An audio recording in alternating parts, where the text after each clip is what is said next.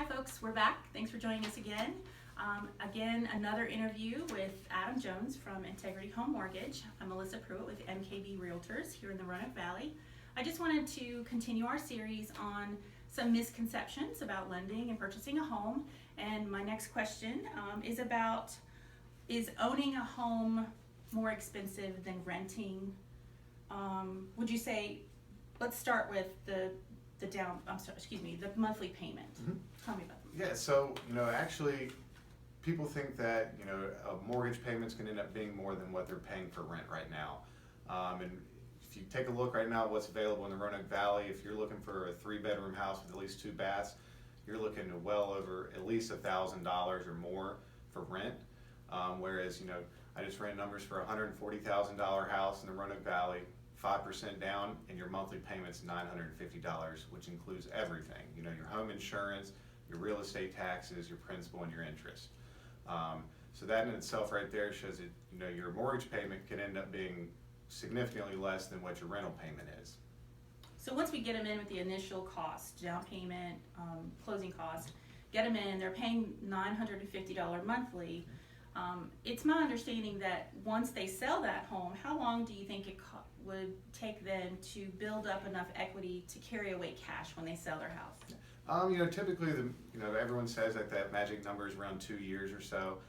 So think about it this way: that that monthly rental payment that you have, you'll never see a single dollar of that ever again. Once you pay it, it's all gone. Whereas your mortgage payment is you're building your equity into your house. Yes, some of it is your interest, but a lot of that is your principal payment, which is going and paying into the value of your house. So when you go to sell it, it's almost like a forced savings account.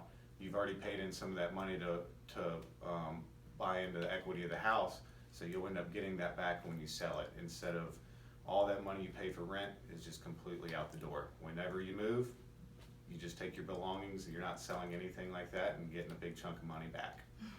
So if we have a buyer, we've got them in a home, they're paying, for example, $950 a month. They're building equity in their home.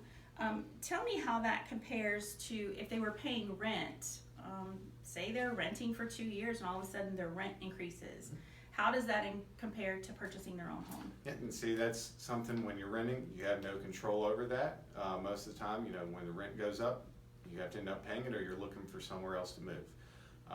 Whereas with a mortgage payment, most loans now are a 30-year fixed rate, so that payment that you have, your principal and interest, will never change over that 30 years.